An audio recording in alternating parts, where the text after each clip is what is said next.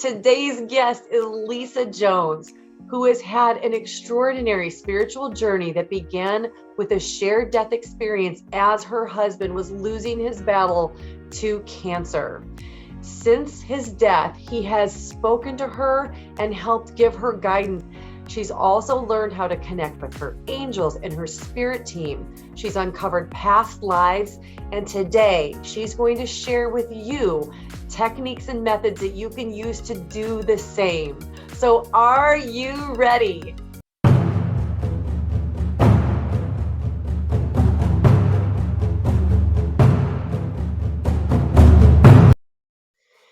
I am so excited.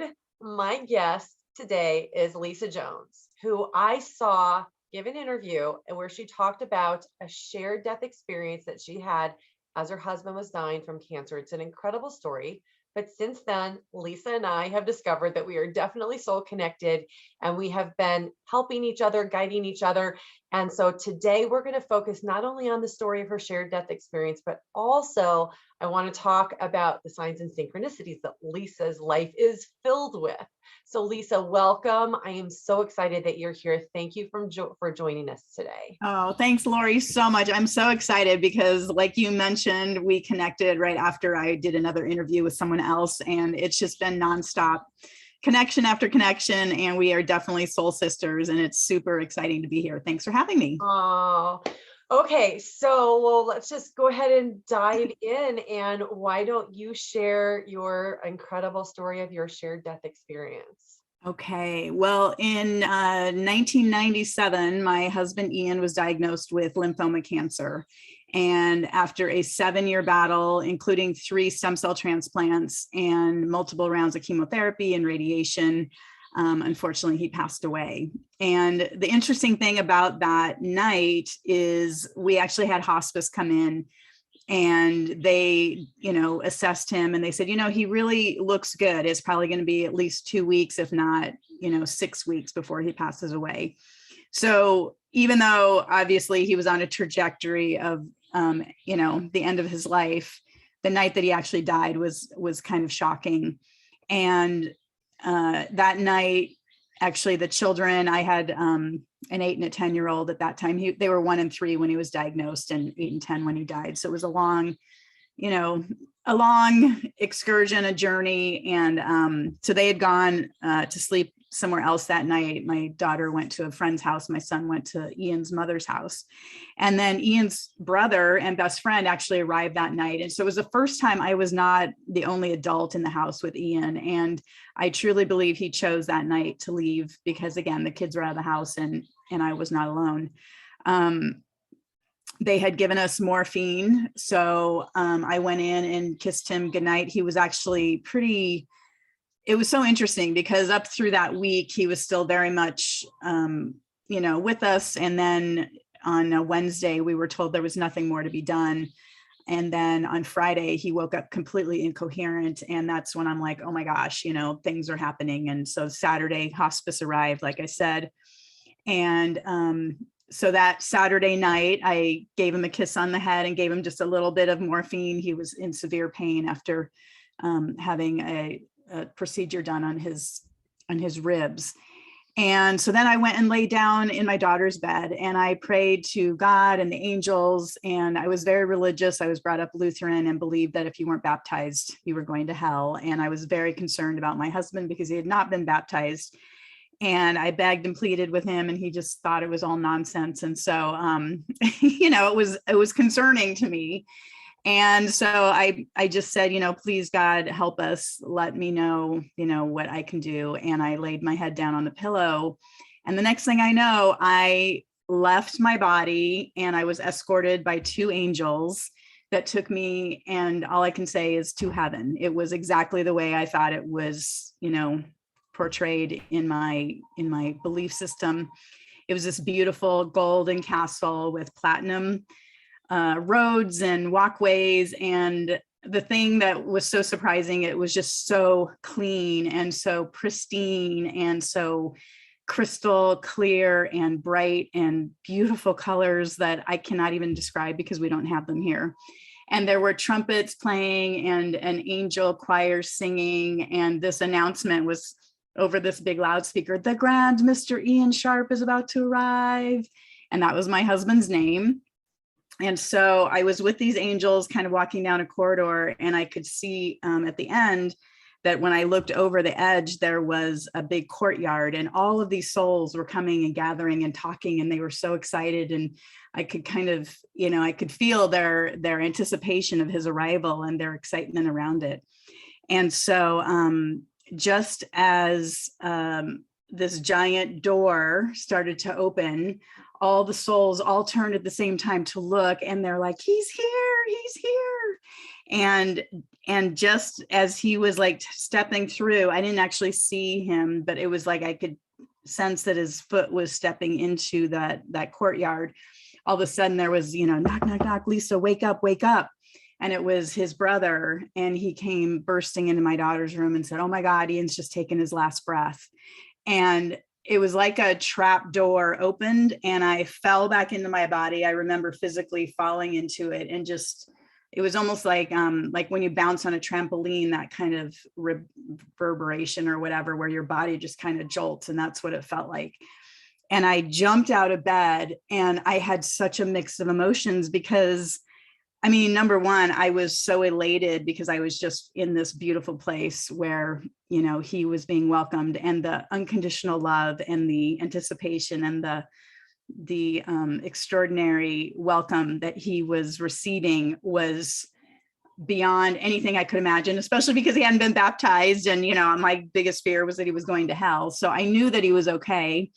And yet I'm like just being told that my husband just died, and I'm supposed to feel horrible and sad. And I mean, I still had 3 living grandparents at that point in my life. So I really had not experienced death, and I didn't know how to feel, but I was super excited. And yet I knew it would be inappropriate to say to his brother, like, oh my God, I'm so excited. That's just not the right thing to say.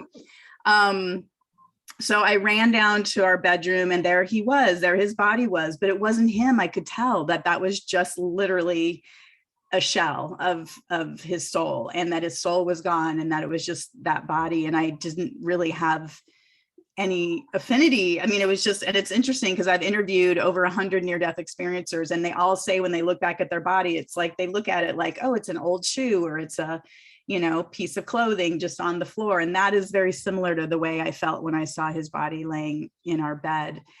And then later that morning, there were a few more things that had happened, but later that morning, I was blow drying my hair, ready to go tell the children, because again, we thought he was going to be with us for another couple of weeks. So were going to be very shocked to find out that he had actually passed that over the night.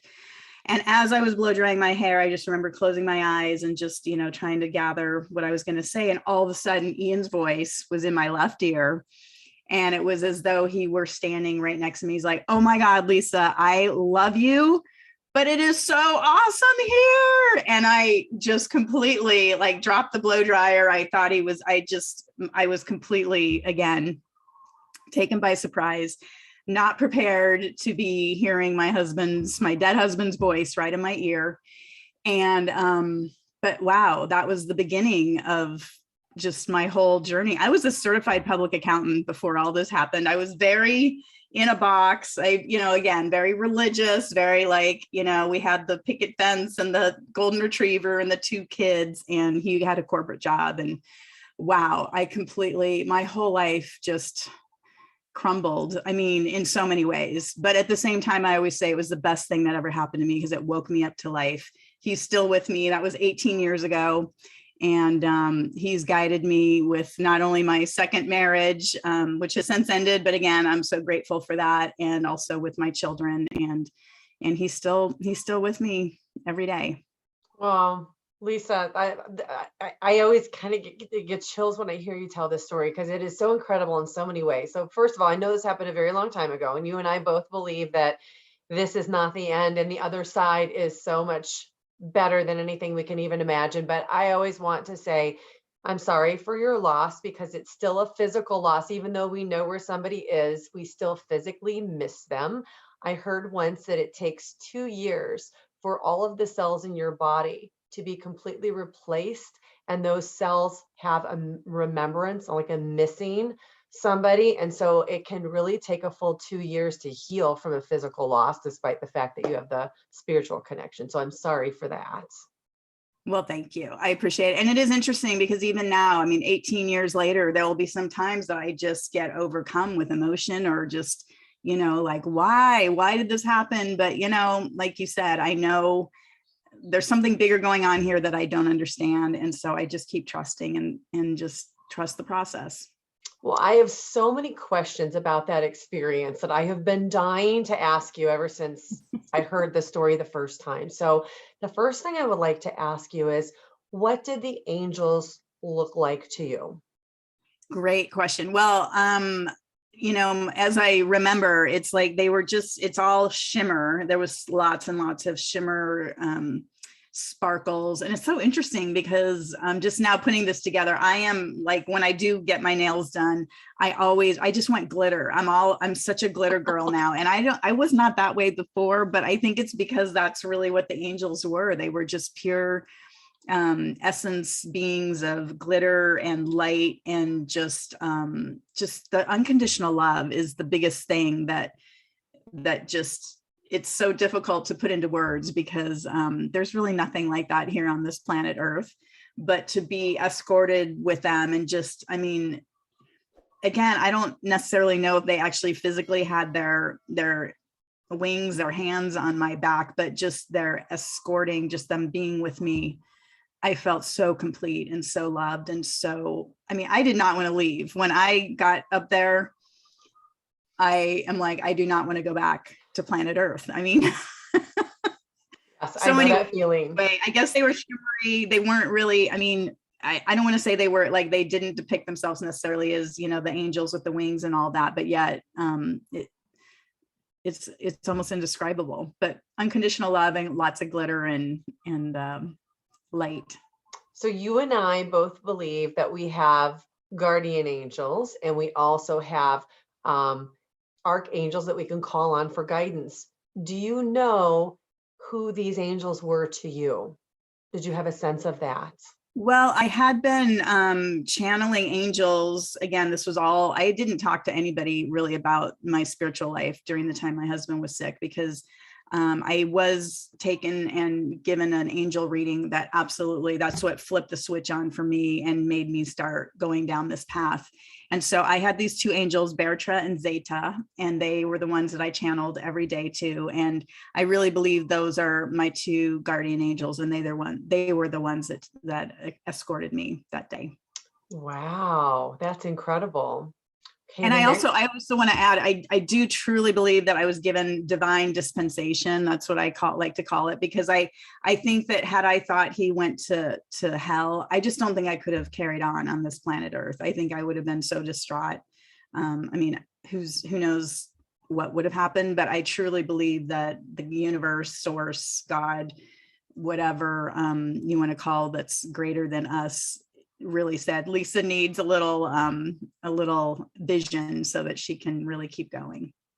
Okay, the next question I have for you is about the arena of souls. So I'm picturing that you're up on this ledge and you've got your angels around you and you're looking down in that courtyard, and you said these souls are gathering. So first of all, can you describe what these souls look like? Did they have a human form, a light form, and did you recognize any of them?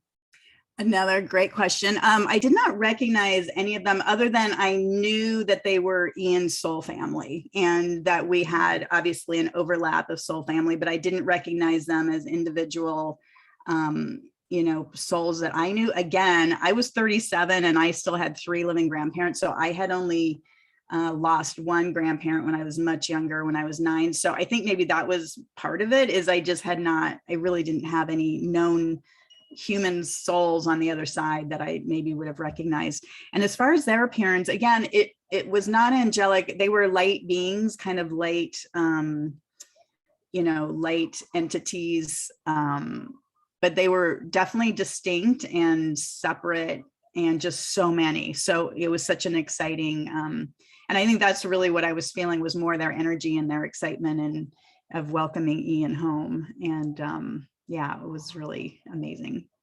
Wow. So because you had that very religious upbringing and you had this idea in your mind of what heaven would appear like, do you feel that when people have an experience like a near-death experience, that they actually experience whatever they think that they're going to experience? You think that that factors into why your experience was like that? Because of course, when we listen to near-death experience interviews, they have varied experiences about what the other side looks like. Yeah. And again, I do believe, and this again, I'm not here to tell anybody what to believe or not believe. My experience was that I was given the vision of what I believed it to be, because otherwise it wouldn't make sense. If I was taken to a Zen Buddhist monastery and seeing Ian walked into there, I think just my human brain would have been very dismissive and not been open to receiving it in that particular way. However, if a Zen Buddhist monk were to go up and see my little, pictorial of what heaven was, that again would be difficult to ingest or take in. And I've heard this from many other near-death experiencers that, they many times see what they kind of expect to see. And then as they go deeper, like people that have had really intense near-death experiences, they're taken to even further, they go beyond that initial representation. And I think that's what it is for me, was a representation of what heaven was, so I could more easily swallow it and accept it. And is that experience similar to the way that you feel a dream where over time it fades? Oh my God, no. Like this, I mean, when I start thinking about it, it is so palpable and so alive to this day. I mean, again, 18 years later, I can just so readily tap into that. Whereas I know I had a dream last night. I know I woke up this morning thinking, oh my gosh, what was in that dream again? And it just fades. It's like grasping sand and it just falls through your fingers, right? This, I mean, I could go and write, a 20-page, description of what I experienced and how it felt and what it means, and pull it back in. And I've even had a past life, I've done a what's it called, where you're taken back, hypnosis. Regression. Yeah, regression. And oh my gosh. And she took me back there, and Ian met me. So that day she took me back to that time that when he passed. And then he took me around the different rooms in that heaven, that castle, and showed me that he has almost like a holographic place that he can go and really create anything that he wants. And then he took me to my mom's place. And so it's been so fun to be able to go back and actually visit that castle-like place. Yeah. That's incredible. So here you have this very set, strict, religious feeling of what something's going to be. And I would imagine that people in your family probably shared a lot of that. So at what point and who was the first person you told what happened to you? Wow, that's a great question. I've never even thought about who did I share that with. Yeah, interesting. I don't know right now. Wow. I'm gonna have to think about who I shared that with. I've been pretty open from the beginning, even like during my husband's illness, like the children. I mean, we ended up having to go to Seattle. We lived in Connecticut, but our insurance company wouldn't pay for his stem cell transplant, the second and third one, unless we went to a place in Seattle. And so while we were there, I mean, we talked about death, and we were just very open about everything that was happening. So I probably told my kids about it, and I think that helped reassure them that he was okay. And I was very involved in my church. And so I think I probably talked to several of them, which again, I think they thought I was a little crazy at that point and wasn't sure how much to believe. But eventually it really started me on my spiritual awakening path. And then I went and worked with Denise Lynn, who was my first teacher. And she really, that's really where I was able to start being supported by people that had similar situations. And really, it wasn't until I moved to Maui 5 years ago when I got involved in the near-death experience group, the International Association of Near-Death Studies. That's when it really started to click for me, and felt much more comfortable about talking about it. Even in my book that I wrote, I mean, it's like maybe 2 paragraphs, and yet I could, like I said, now I could write a whole book about it, because I just kind of dismissed it like, oh, there was this kind of weird thing that happened to me, but it was a full-on shared death experience. Well, I love the experience that you had with the hair dryer, because I had something very similar happen to me. And I think that when we are doing very mundane things that we are used to doing quite often, it allows us to almost go into a meditative or a trance-like, dream-like state. And I think that spirit has the ability to better connect with us in those states. So that was your first one. Can you share a few other connections? I think it's unusual that someone actually physically hears in somebody else's voices. So that's an incredible connection that you had with your husband to be able to do that. Has that continued where you've been able to hear his actual voice since then? Yes, I am. Great question. Again, well, 6 weeks after he died, it was the night before Easter.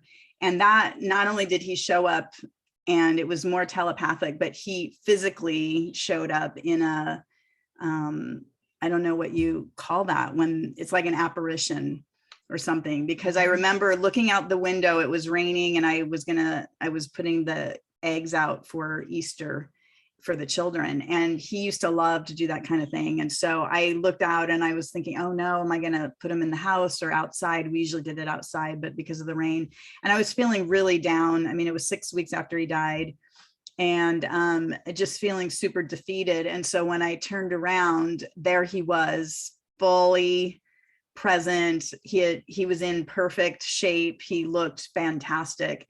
And he didn't say anything, but telepathically, he said, "You've got this, I believe in you. You've got this." And I was in shock. I was stunned. I mean, it was like, oh my gosh, you're back, you're here. And so then he walked toward me, and I put my arms out to hug him, and he just literally walked right through me, and then went and laid on the bed the side of the bed where he actually had died. And so I jumped into the bed and I just laid there and just looked at him, and we just kind of had a very brief, conversation, again, very telepathically. And then he just faded right into the bed. And I mean, it took me, I don't know, an hour to get just to even understand what was happening. So that was kind of the second visit I had with him. And then since then, I wouldn't say it's his voice as much as just the knowingness. So now he telepathically talks to me, but I hear the words, but not so much like he's right in my ear. So when he passed through you, what did that feel like? Oh my gosh. It just, I feel like it was, if you can imagine the heart chakras, him moving through my heart chakra, it just burst it open. And I just felt so loved. I felt so complete. I felt so, I don't know, just seen and acknowledged by him. And he gave me that strength I needed, especially that night that, I had to be both mom and dad for the kids. And yeah, it was palpable when that happened. So how can you discern when he's telepathically talking to you? Because it's not always his voice. How do you discern between that being him and being your own thoughts? Well, that I learned actually when I started my channeling of angels. I started by doing automatic handwriting, and I could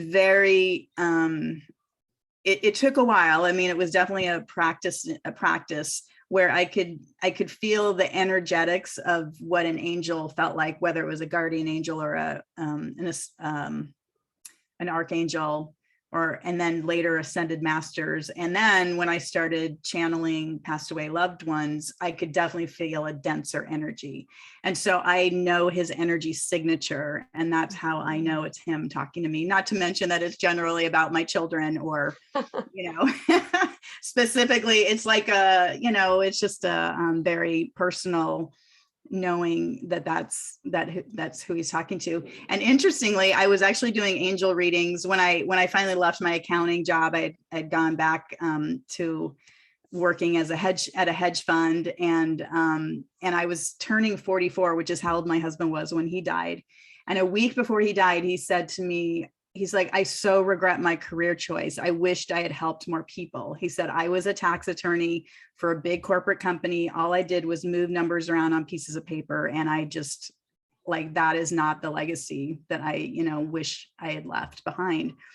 And so what did I do after he died? I ended up going back and working at a hedge fund and making great money. But as I approached my 44th birthday, I'm like, oh my God, I'm just moving numbers around on pieces of paper. So I ended up stepping away. And that's when I started channeling angels. And then that's when I was given a stage show and the radio show and wrote my book and all of that amazing fun stuff.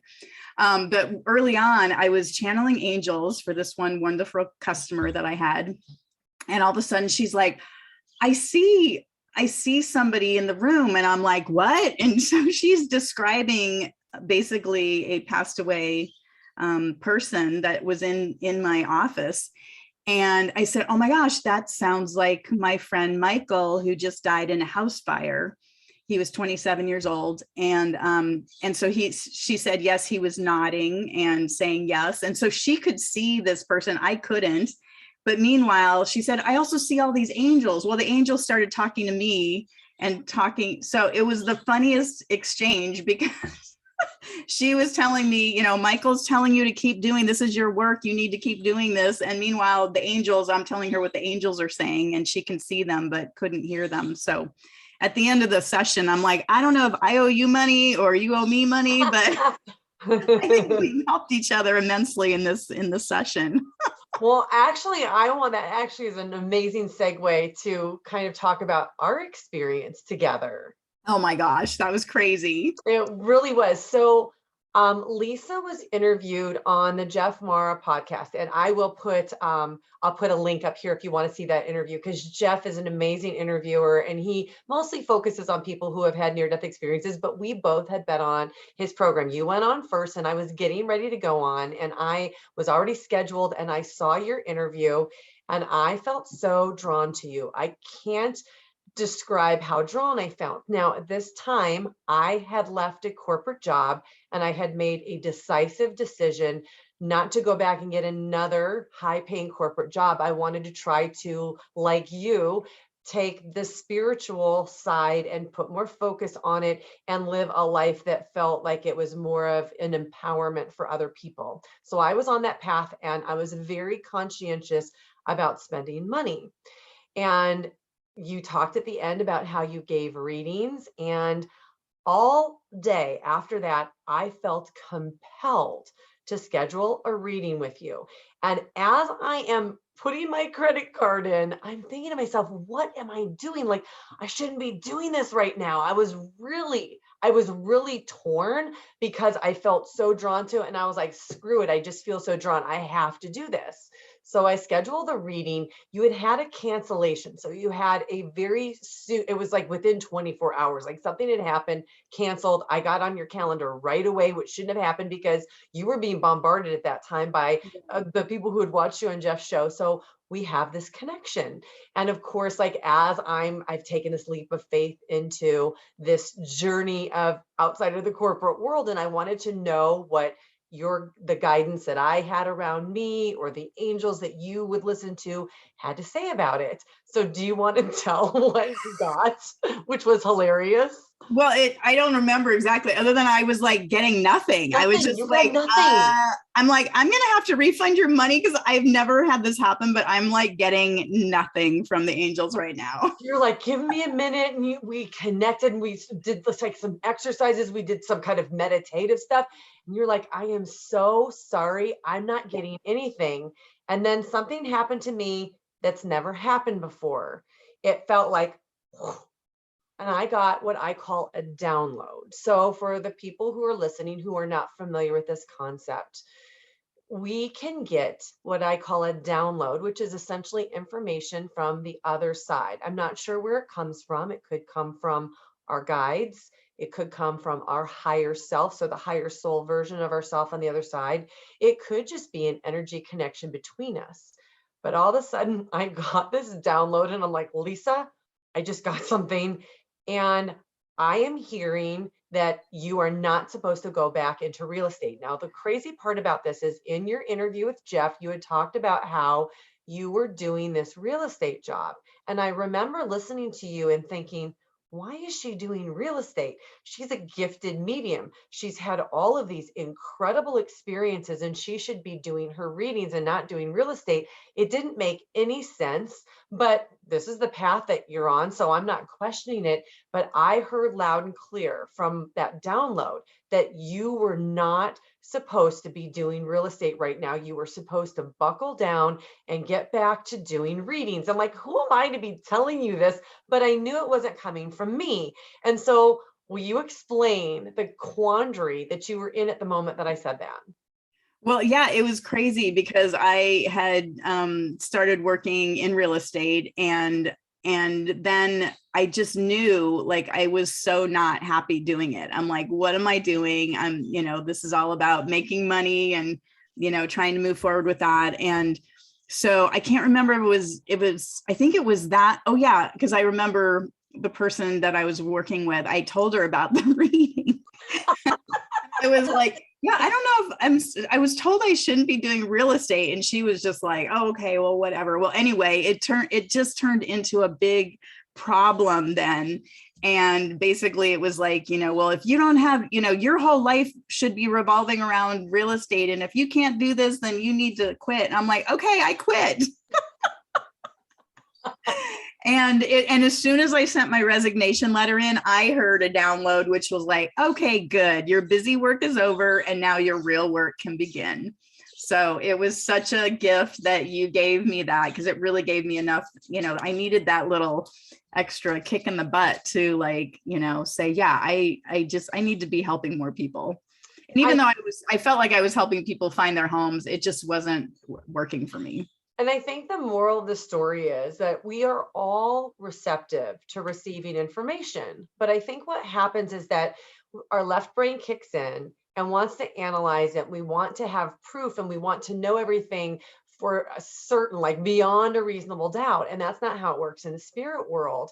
And sometimes when we are given information, if we can be brave enough to say something, because we don't often know how it's going to be received by the other person. But I think that there are times when we are a messenger. There are times when somebody else is a messenger for us.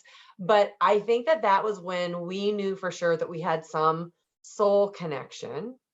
And with that, I would kind of like to segue into your most recent soul exploration, which was your trip to Egypt, where you were able to uncover some past lives that you've had. Yes, it was incredible. And even the trip going to Egypt just completely fell into my lap. I love that. That fell into your lap. Well, so explain that, because I think that this is part of how things work spiritually. Sorry, my dog is like tiptoeing around me over here. My dog was tiptoeing. I had to take her collar off of the hat. They are. So tell about what led up to this drop in your lap, because that's really how these things work. Yeah, it really does. So I had signed up, and again, I don't even know where I met this woman or how, but it was like, here's a free guided meditation. And I'm like, okay, I'm always up for, things like that. So I signed up for it. And on the guided meditation, she, was just kind of guiding me. And all of a sudden, like, it was so visceral that Isis, the goddess, dropped in. And normally I don't get visuals when I do guided meditations. I know a lot of people can like see a little screen and it's kind of like a little movie they see. I do not see that. It's all just dark. And it's just like I can imagine what it would look like, but I don't, see it. So I don't know how people listening to this, how you see it, but I don't see anything. But in this guided meditation, Isis showed up like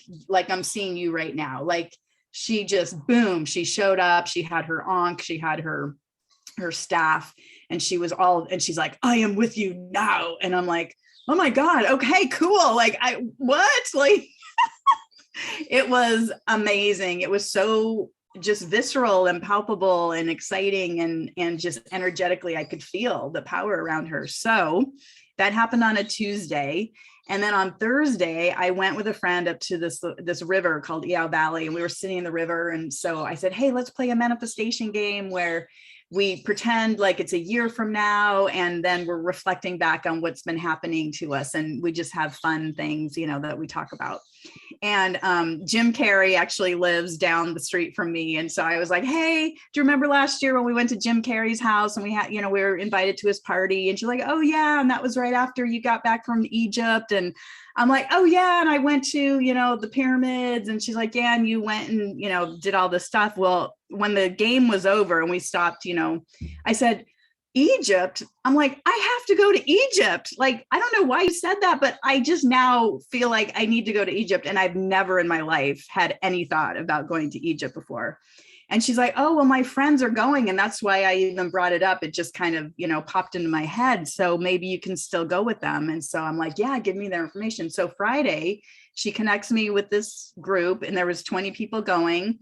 And Michael Beckwith was supposed to go with us. Unfortunately, he had to back out. That would have been so cool. That was going to be the icing on the cake. But you know what? In retrospect, he probably would have, I don't know. It all worked out exactly.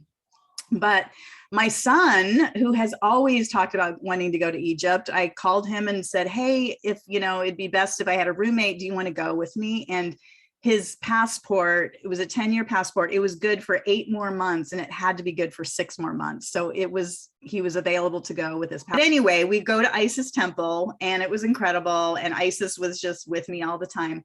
I get home, and I'm home for, I don't know, a week or something. And I wake up one morning, and Isis is again in my head. And she's like, go to your Hay House app on your phone and search for Isis, and then listen to that chapter in that book. And I'm like, what is she talking about? But I went and I looked for Isis. There was a book called You Are the Goddess. There's a chapter on Isis. I'm walking on my morning walk, and she's like, I want to welcome you to the Isis temple. I am now giving you a gold ankh, which is, it's like a cross with a circle on the top too. So I don't know. So this is an ankh right here. That's so cool. Isn't that cool? And this is this is an Isis ankh. And then this is, I got this when I was there. Isn't that great? This is Isis.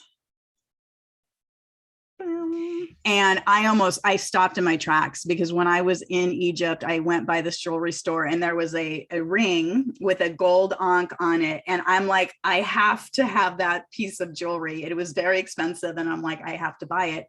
And so literally it was, like I said, like a week after I got home, that Isis is like confirming that, and I was in her temple, and now I have the golden ankh, and that she's continuing to be with me. Okay. You were blowing my mind, because 2 things. When I was really young, I can remember watching the Isis, like, I don't remember what it was. I think she was a live action person.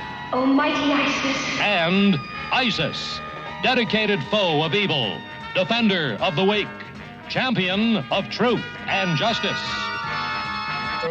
But all I remember is she had like this jewel and these cuffs, and my dad was making this lamp, this Tiffany lamp, and he let me have these little flat beads, and I glued them all over. I covered cardboard with tinfoil, and I glued them all over, and I would be Isis. So that was a real vivid memory from when I was a little kid. But in 2017, I went to see a woman who is an oracle.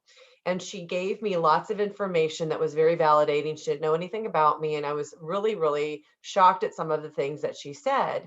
And then at some point she said, you are a granddaughter of Isis in a past life.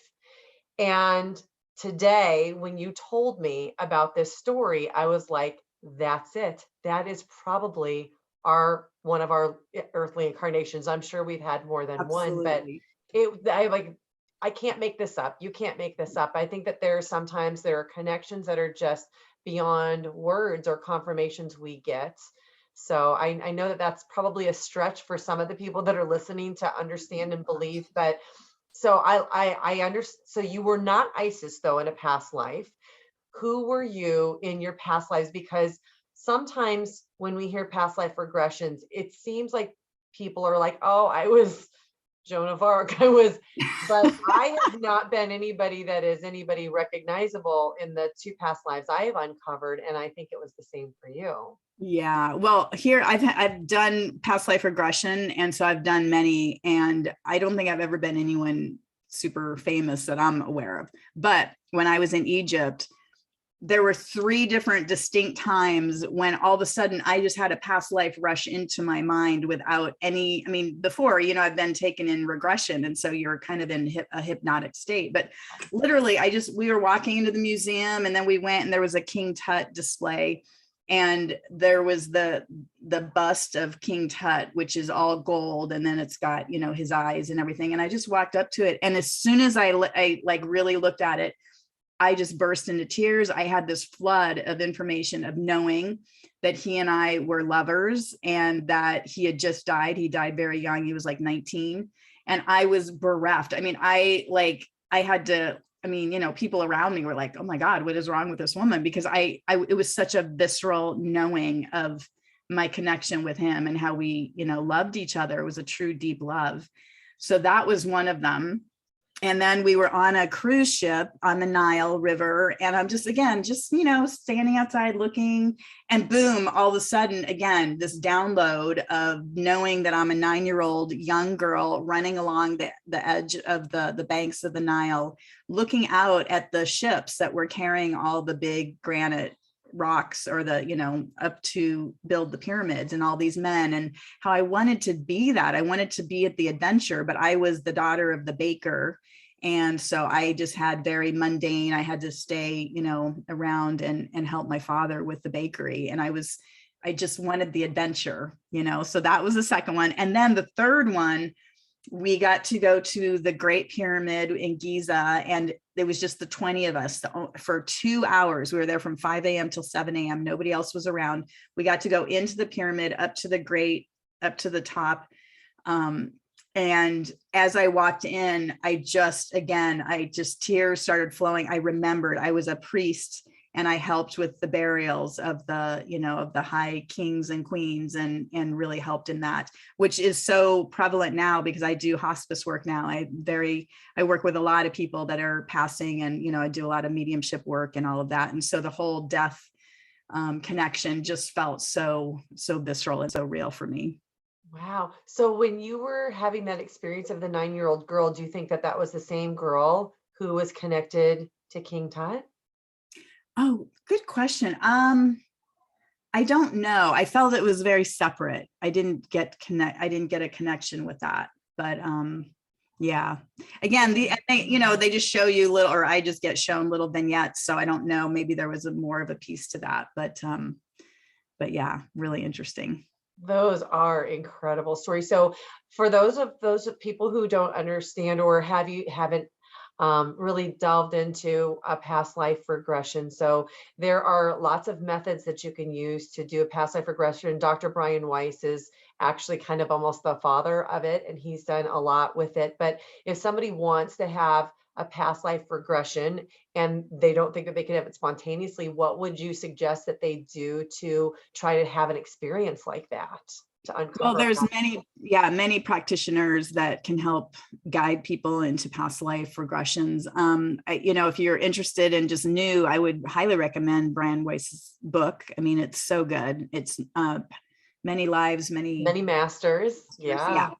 And I actually have taken people on past lives. That's one of the things I've been trained in. It's fascinating. Again, some people are all about it, and some people aren't, and that's all good. It's just wherever you're at.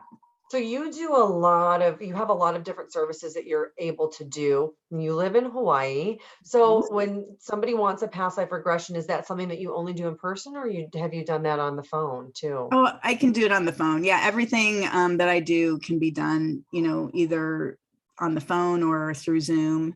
Will you And explain why that's possible? Because I think for people who are new to this or haven't had these experiences that we've had, that seems like a stretch. Like, how is somebody who's not physically with you able to do these different things? How does it work for you? yeah, well, energetically, it's all about the energy. And, and it's scientifically proven that if you take, a cell and you put it on one half of the earth, and then you put the cell in the other half of the earth, if you do something to it, like they can see that it changes, that they both react. And it's similar to, like, if you have a guitar on one side of the room and one on the other, and you pluck the guitar on one, the other plays the same. So it's all about an energetic connection.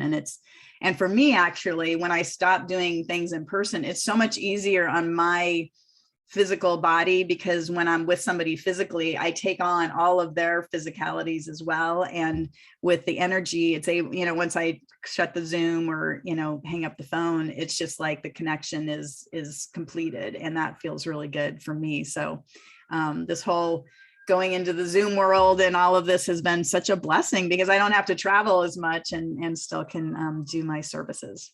Yeah, and what you were talking about is quantum physics. So particles have what they call quantum entanglement, where one, doesn't matter how close or how far they are, will mirror the other one at exactly the same moment. So that's, if you think about, everything is energy, and on an energetic particle level, we're quantum particles. So it makes sense that energetically we could mirror different things or have those experiences and connect to somebody that way. I think it's a very special gift.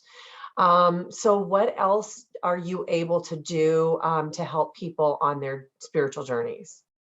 Well, primarily, I really love doing divine downloads and helping people move forward in their lives in whatever that they're, working with or, struggling with. Mediumship, I've done live stage shows and I've enjoyed that, but I feel like for me that my real gifts and talents are helping people just connect in to their own divine wisdom and teaching them how to do that for themselves. So you don't necessarily have to go to somebody else for that. Yeah. Because and teaching people, I have a method called the PALS method, and that's how to do automatic handwriting and downloading your own information. And so it's prepare, ask, listen, and say thank you. And so by preparing, it's just having a notepad and a pen and having a quiet place, turning off all electronics, so that you've got your own space. Asking is just writing at the top of the pad, dear angels, what would you like me to know? Or if you want somebody else, to answer that question, just whoever. And then listening, and that's the hard part, discerning. And as we talked about earlier, you asked how do you know it's my husband who's talking to me versus just my own mind? And it's so interesting that for me, after I practiced, I could really tell, number one, vibrationally, which took a little longer to really hone in on, but also the words that were used, just the vernacular and the types of words used that I would write down. I'm like, that's not a word I would normally think of. And so that's what gave me kind of confidence in what I was writing wasn't me, it was coming from somewhere else. And initially it would be something so simple like you are loved or all is well, and again, you start to just question, well, that's just me saying that. But over time, if you keep practicing, you'll get more and more information, and it gives you more support to knowing that it's not you and it's actually divine wisdom. And then so prepare, ask, listen, and then say thank you. Always say thank you to your angels and your passed away loved ones or whoever you're talking to, because it takes a lot of effort for them to get down to this 3D realm, and it helps encourage them to continue doing this for us. Oh, I love that. Well, I love that you are all about empowering people to hear their own messages too. And automatic writing is a great place for people to start. So you've come such a long way on your journey from 20 years ago, where you believed that your husband wasn't baptized and he was going to hell. So there are a lot of people out there that are searching for answers. Nobody, of course, knows for sure. But I think when we hear these stories of shared death experiences or past lives, or people who have had near-death experiences, I think there becomes more and more commonality, and this becomes more and more mainstream so that people can have something that they can grasp onto. So what is your belief about, with all of your experiences now that you've what is your belief about what happens when we die? Well, I believe it's just a transition. I mean, similar to when a baby is born and brought through, through a portal of a woman into this planet Earth. I mean, we just transition back to whatever this whole thing is all about. Again, I don't want to say what it is. I just know it's something bigger and more, loving. I mean, the unconditional love that I experience on the other side is beyond, anything, like I said, that's on this planet Earth. And so like for Ian walking through that door and being welcomed back in, it's such a bigger welcome home than it is coming here as a little baby into a kind of a dark, dim room with like a nurse and a doctor. And, there's all these beeping noises and stuff. And so, I think it's the mystery. It's the great unknown. I feel like anybody that says this is for sure what happens is definitely wrong. I mean, I don't want to say they're definitely wrong, but I don't know anyone that says they know for sure. I just question, because I don't think anybody knows. And that's part of it. It's the mystery. We're not supposed to know. If we were to know, then it's almost like the game board is, done. It changes. It changes, right? And I have to say that also, like, I'm not scared of death. And so that, I mean, in some ways that it's good and bad, because I'm just like, okay, I mean, I'm ready to go whenever. Like I'm not like, I'm right there with you. Yeah. Like I've been hearing people, saying like, you need to be ready to like grow your own food and have, this and that. I'm like, no, I'm ready to just go if that's the situation. I'm not willing to work that hard to be on the planet Earth when I know there's something better. That's so funny. Okay, so why do you think that we're here? Well, again, I think it's a big school that we're down here to really learn and explore and to really see what love isn't, because up there, love is all the time. It's I'm getting chills as I say that. And so here, we're really here to see what it feels like, the experience, and how to grow our essence and our soul experience. And I truly believe there is no right or wrong. It's all just a different experience. That's what my angels always tell me whenever people are like, oh my God, should I do this or should I do that? And they're like, there is no wrong answer. It's just a different experience and whatever that is. And the other thing they also say to me is, when people pass away and I channel them so many times, they're like, oh my God, if I had known that this was just like a game, I would have played so much more full out rather than being scared and nervous and like holding back and like trying to,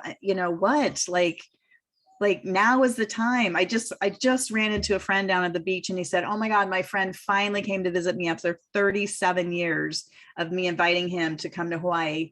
He loved it so much, and he now has Parkinson's disease and could not really enjoy it very well, and probably will never be able to come back. And so I said, I don't know what it is about people keep putting things off. If you want to go do something, now is the time. There is no better time than now to live full out, because tomorrow is not promised, Yeah. I think that that's beautiful. So I'll put some links below so that people can connect with you. Are you open to answering questions as well? Oh, sure. Yeah, absolutely. Okay. So people can absolutely comment in the comments below, and we would love to hear from you. But if you want to reach out to Lisa directly, I'll have her information below. Lisa, I am so honored to be your friend. And I'm so happy that we've connected. And I thank you so much for being so open and candid about your experiences and sharing them with other people. I just think we're all here to help empower each other. So thank you for being my guest today. Absolutely. Thank you so much, Lori, for having me. It's been a pleasure. Me too. All right. Have a good rest of your day. Aloha.